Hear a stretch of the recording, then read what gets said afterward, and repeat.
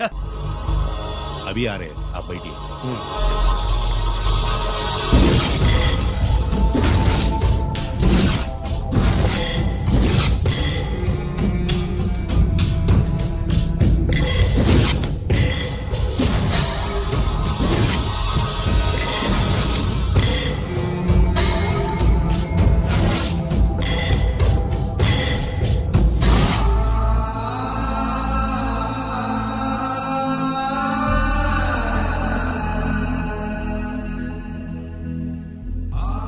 పెద్ద కొడుకు IPC select అయ్యాడన్నాగా, posting ఇప్పుడే వచ్చింది.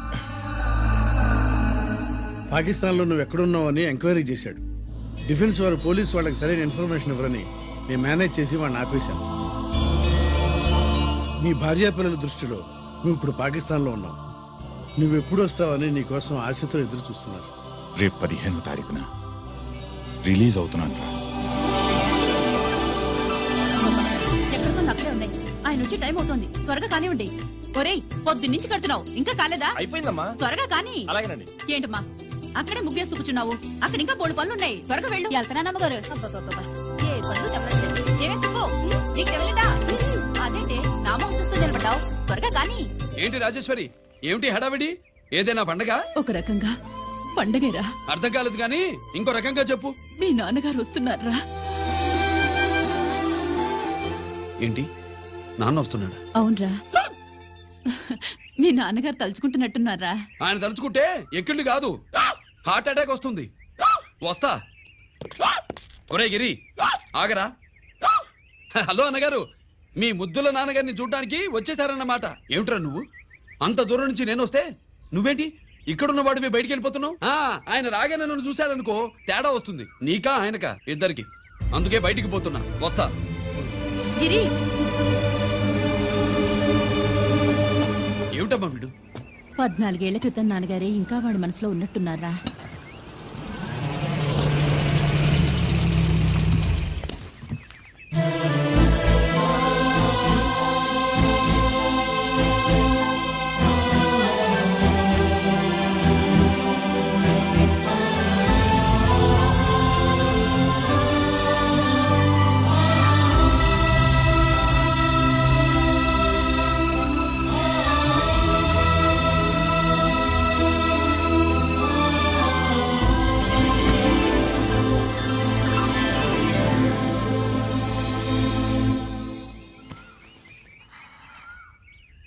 ఏంటి నాన్నగారు అది? నేను వచ్చేసరికి నిన్నెలా చూడాలనుకున్నాను అలాగే చూశాను కదా, అందుకే. సుబ్బు, వెళ్ళి హారతి పళ్ళని తీసుకురా. అలాగే.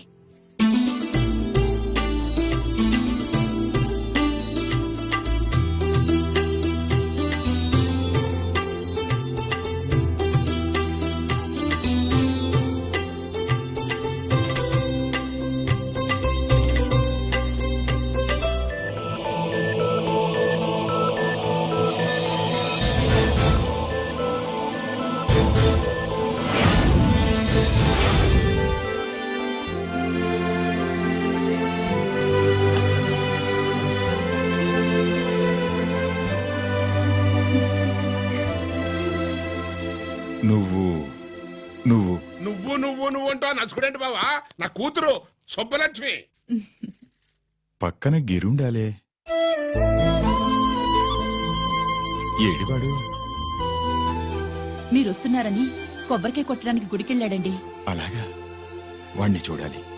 పద, గుడికి వెళ్దాం. పందెం ఏంటో తెలుసుగా, ఒకే గోలీతో ఒకే ఛాన్స్ లో కుండని పగలగొడితే కుండకి 100.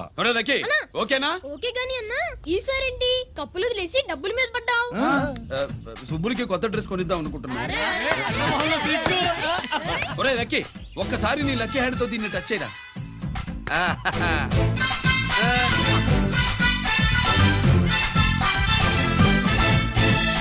అదేంటి నోట్లో వేసుకున్నాడు? అదే గిరన్న స్పెషాలిటీ.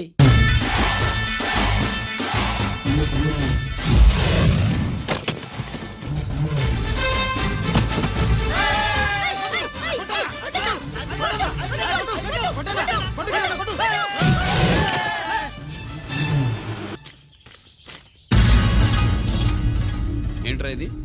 ఎలా కోళమా? మిగతా 500 నా దగ్గర లేవు. మర్యాదగా 3 అంకెలు లెక్కెట్టేలోగా ఇవ్వకపోతే నాకు 3 అవుద్ది, ఆ తర్వాత నీకు 3. 1 2 3.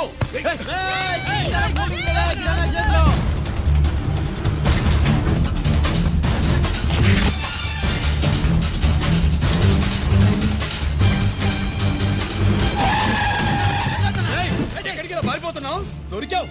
తీరా డబ్బు తీ బయటికి. 500 బయటికి తీరా, నరికేస్తా. గిరి!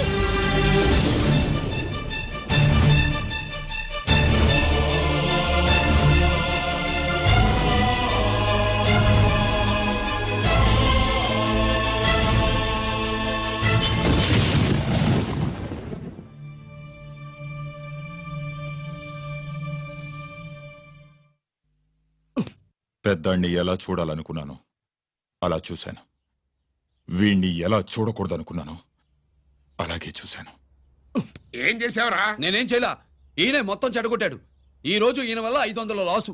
చూసావా, 500కి ఇచ్చిన విలువ కూడా నాకు ఇవ్వట్లేదు. విలువల గురించి మీరు మాట్లాడుతూ 14 ఏళ్ళు ఎక్కడున్నారో తెలియదు. ఉత్తరాలు లేవు, ఫోన్ పలకరింపులు లేవు. ఎట్లా ఉంటారా? మీ నాన్న ఏమన్నా జైల్లో ఉన్నా ఇంకా ఇది అనుకుంటున్నావా? సెల్ ఫోన్ లేవు సప్లై చేయడానికి. పాకిస్తాన్ యుద్ధ ఖైదీ. వీడింతే మారడు. మీరు మారారా? ఆ ఎక్స్ట్రాలే వద్దనేది. ఎగస్ట్రాగా పుట్టినోడని కదా, ఎగస్ట్రాలే ఉంటాయి. ఏంట్రా గిరి, మాటకు మాట అని నాన్నగారికి కోపం తెప్పిస్తావు? నేను ముందే చెప్పాగా రాగానే నాతో పెట్టుకుంటాడని. నా దృష్టిలో కుటుంబం అంటే మీరు ముగ్గురే. మీరు హ్యాపీగా ఉండండి. తప్పుగా పెద్ద చొప్పొచ్చాడు. దమ్ముంటే నాతో గెలు. పందరికి రెడీయా? రెడీయే. పందెమేంటో? ఈ సోడాని ఓపెనర్ తో పని లేకుండా చేత్తో ఓపెన్ చేసి ఎత్తిన సోడా దించకుండా గడగడా తాగేయాలి. తాగితే 200 ఇస్తా. అంతొద్దు, ఇంకో మాట చెప్పు. 500 ఇస్తా. అయితే ఓకే. అవునరా, లక్కీ గాడు ఎక్కడా? ఇంకా రాలేదన్నా. అన్నగిరిన లక్కీ వాళ్ళ అమ్మ నాన్న ముగ్గురు చచ్చిపోయారన్నా. అందరూ పురుగుల మందు తాగేశారన్నా.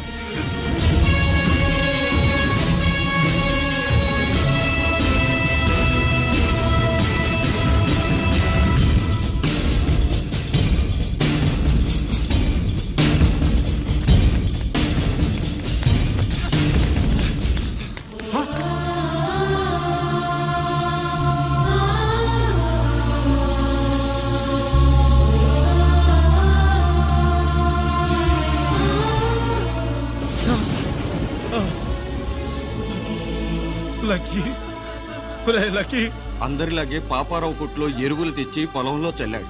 పంట పాడైపోయింది. ఇదేంటయ్యా అని పాపారావు నిలదీసి అడిగితే నీ దిక్కున్న తోడ చెప్పుకో అని కొట్టాడంట. పంట పండకపోతే బ్యాంక్ అప్పు ఎలా తీర్చాలనుకున్నారేమో ప్రాణాలు తీసుకున్నారు. మన ఊళ్ళో రైతులందరి బతుకులు ఇట్నే తగలబడ్డాయిరా. ఆ పాపారావు గాడు కల్తీ ఎరువులు అమ్మినంత కాలం మనం ఇలాంటి చావుల్ని చూడాల్సిందేరా. వాళ్ళు పోవటమే కాకుండా అనవసరంగా పసిపిల్లాన్ని కూడా తీసుకుపోయారు.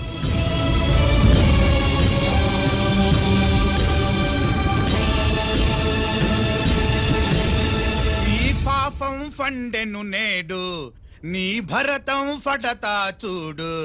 నీ ఫాలిటి ఎముణ్ణి నేను, నీ కరెక్ట్ మొగుణ్ణి నేను. బాగా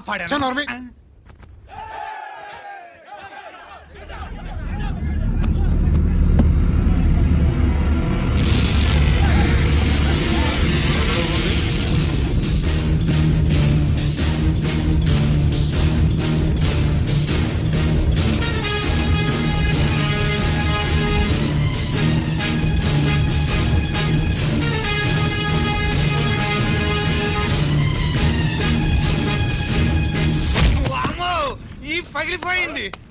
అమ్మా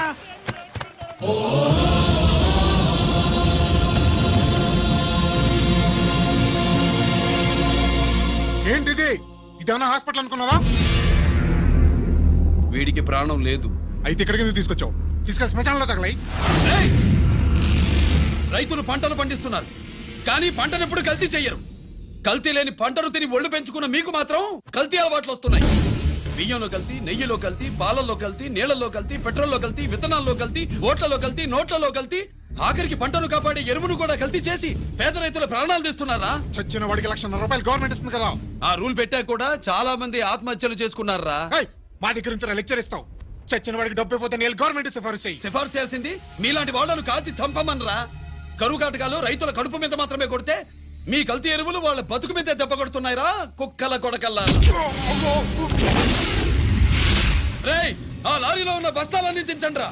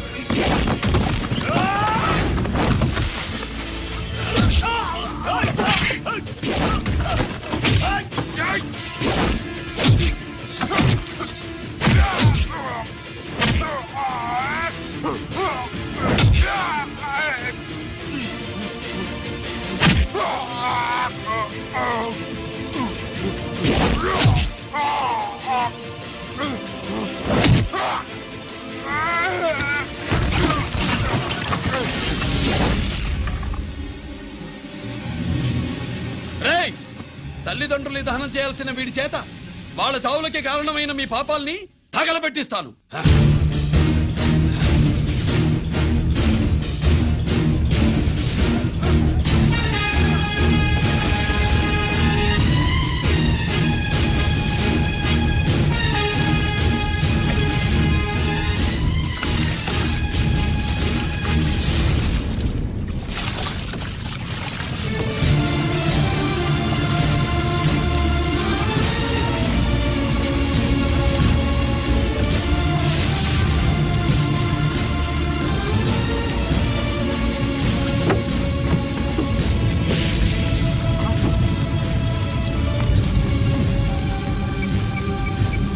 పోలీస్ స్టేషన్.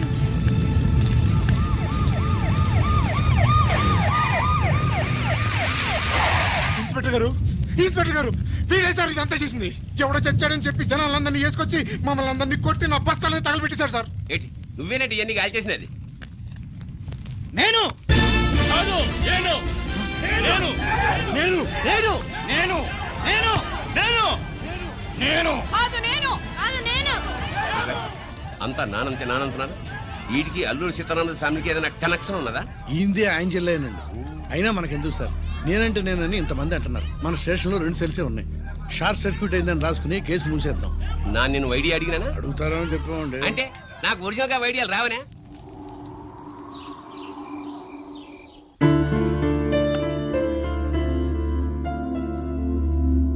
ఆగు రాజేశ్వరి.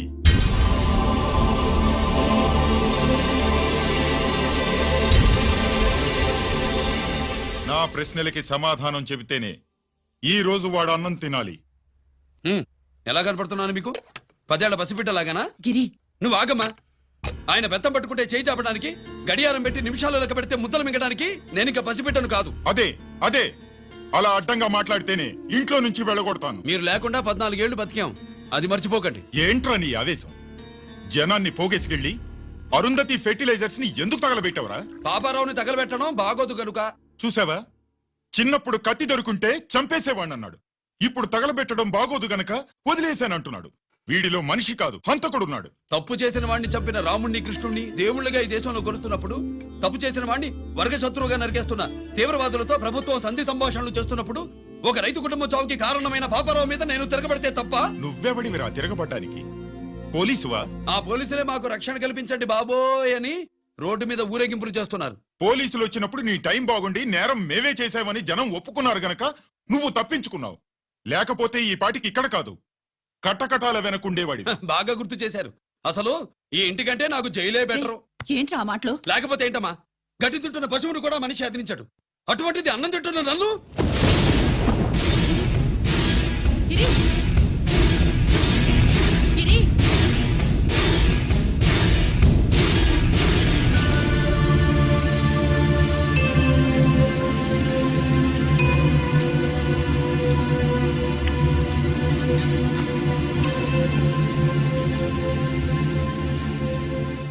నన్ను ప్రేమించడం మానేయండి, ఊరుకుంటా. ద్వేషిస్తే సహించదు. గిరి!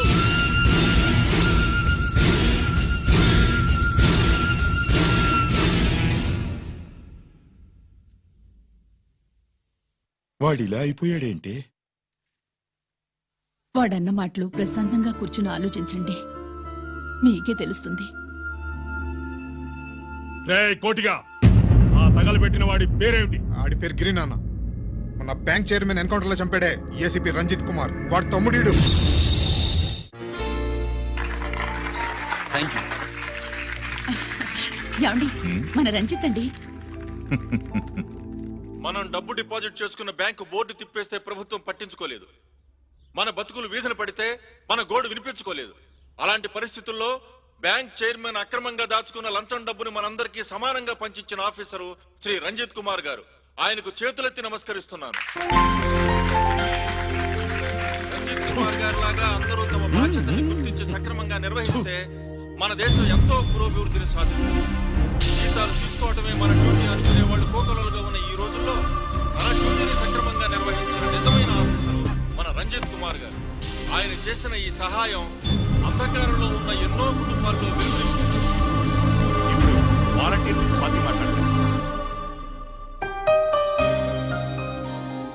మామూలుగా ప్రజల కోసం రిస్క్ చేసిన ఆఫీసర్స్ ని ప్రభుత్వం ప్రమోషన్ ఇచ్చి సత్కరిస్తుంది.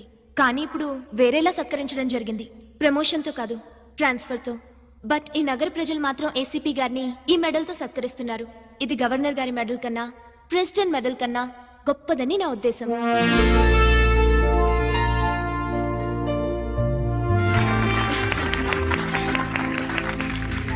ఏమండి, మీది ప్రెసిడెంట్ ఆఫ్ ఇండియా మెడల్ ఉండాలి కదా, అది ఎక్కడుంది?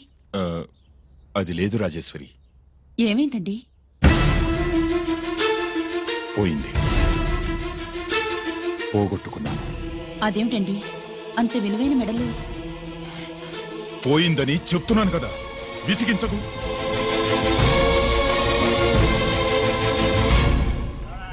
ఇదిగో.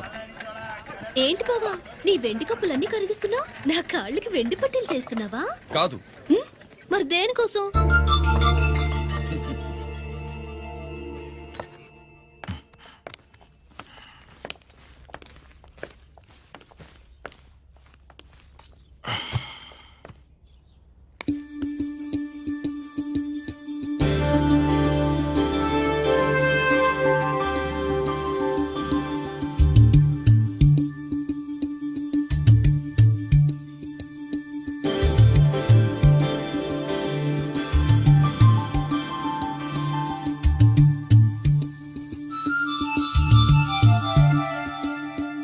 ఏమండి, మీ ప్రెసిడెంట్ మెడల్ పోలేదండి.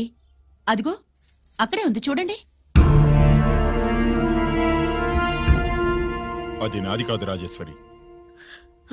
నువ్వే చేయించానని చెప్పు, వెళ్ళు. నా కప్పులను కరిగించి నేనే చేయించానన్నా.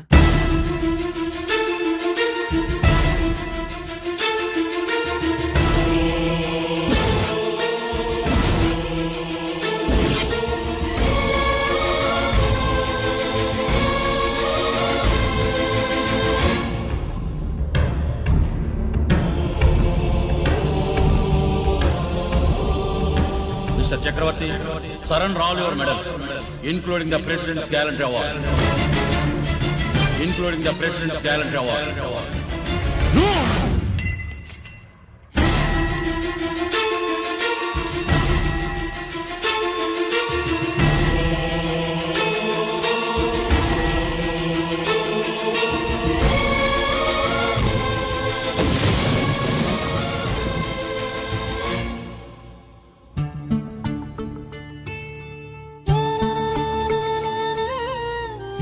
గిరి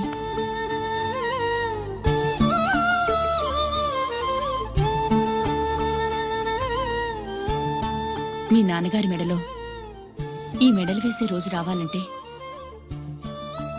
ముందు నువ్వు ప్రయోజకుడు అవ్వాలి.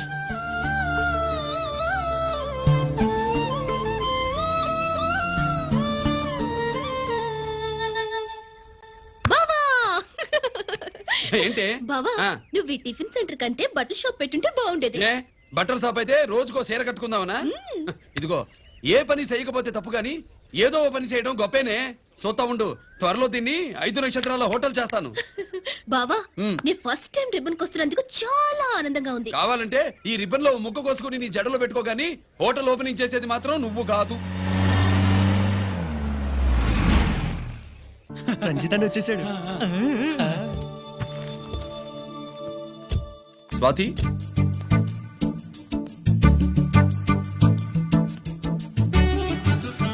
ఎవరి మెరుపు తీగ?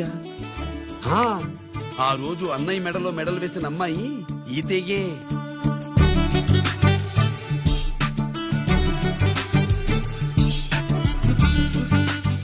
రా అన్నయ్య. ఏం శుభ్రు, బాగున్నావా?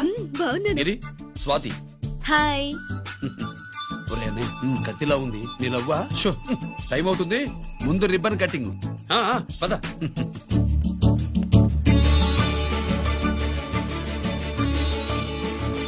ఏంట్రా ఇది? నీ పేరు మీద బిజినెస్ చేసి బాగుపడమని అమ్మ చెప్పింది.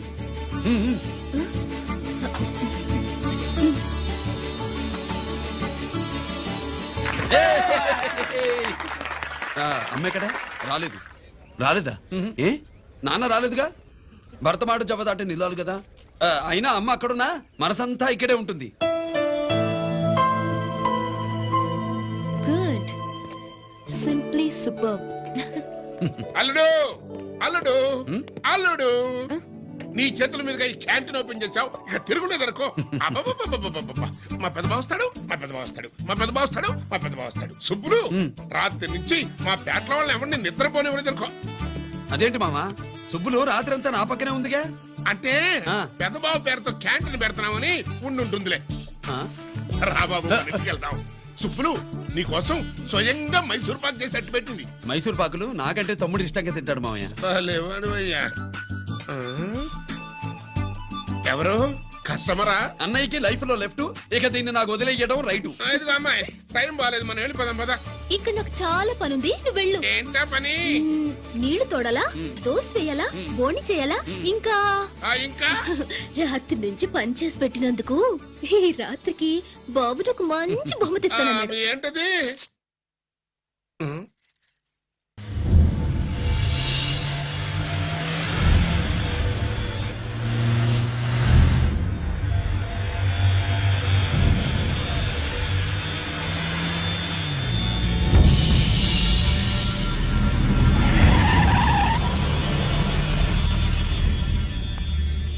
లోపల లోడే ఉంది. ఇవి జీకే గారి బళ్ళు. వాడి బాబుదైనా నాకు అనవసరం, చెక్ చేయాలి. చేసుకోండి. కానిస్టేబుల్స్,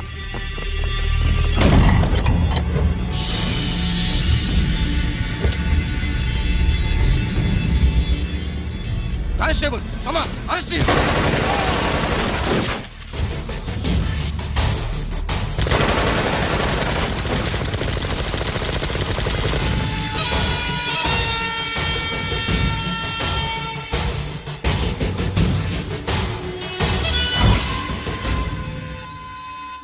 ఎవరి జోలికైనా వెళ్ళండి, పోలీసు వాళ్ళ జోలికి వెళ్ళొద్దని చెప్పాను, కానీ మీ వాడు వాళ్ళనే వేసాడు. ఏసైకపోతే ఈ ఆయుధాల వ్యాపారం వెనుక అసలు వస్తామన్న జీకే గారిది అని తెలిసి పూడుస్తుందప్ప. పురిదా ఎట్టా బయటపడుద్ది? అది అల్లాటపా తుపాకీ కాదు, AK-47. అందుకే ఆ కేసుని తీవ్రవాదుల మీదకి దోషింది బావు. ఆకలేసినోడికి అన్నం పెడితే చాలు, కానీ ఆపద నుంచి కాపాడినోడికి మాత్రం నోట్లు పెట్టాలని తవరే సెలవు ఇచ్చినారు బాబు.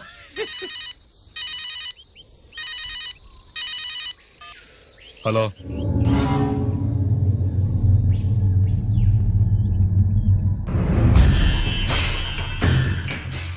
మన బ్యాంక్ చైర్మన్ ని ఎన్కౌంటర్ చేసిన ఏసీపీ రంజిత్ కుమార్ ని రూరల్ ఏసీపీగా ట్రాన్స్ఫర్ చేశారట.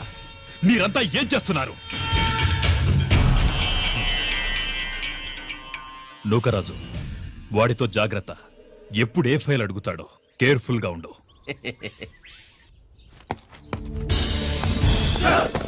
Welcome to Vizag rural division sir. Gaddi Nookaraj sir, Subrahmanyam sir. Sir ఏమిటివి? Current files. క్లోజ్డ్ ఫైల్స్ తీసుకురండి. అదేంటి సార్, తమరు ముందొచ్చిన ఆఫీసర్లంతా సేరీసరగానే కరెంట్ ఫైల్స్ అడిగేవారు. నేను క్లోజ్డ్ ఫైల్స్ అడుగుతాను, అది నా style. Good morning sir. Good morning.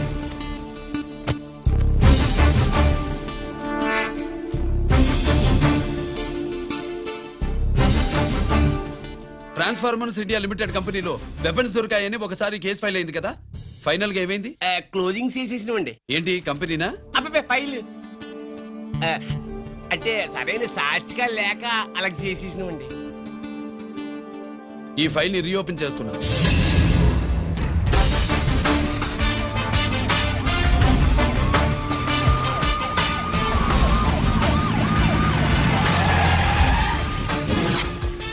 మీరంతా లోపల సెర్చ్ చేయండి. Yes sir. మీరు నన్ను ఫాలో అవ్వండి. Okay sir.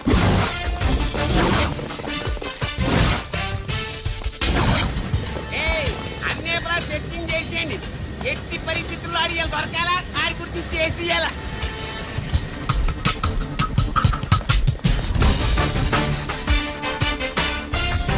సార్ ఏంటి సార్ ఇదంతా? కళ్ళు కనపడలేదా? సెర్చింగ్ చేస్తుందా? సార్. రా.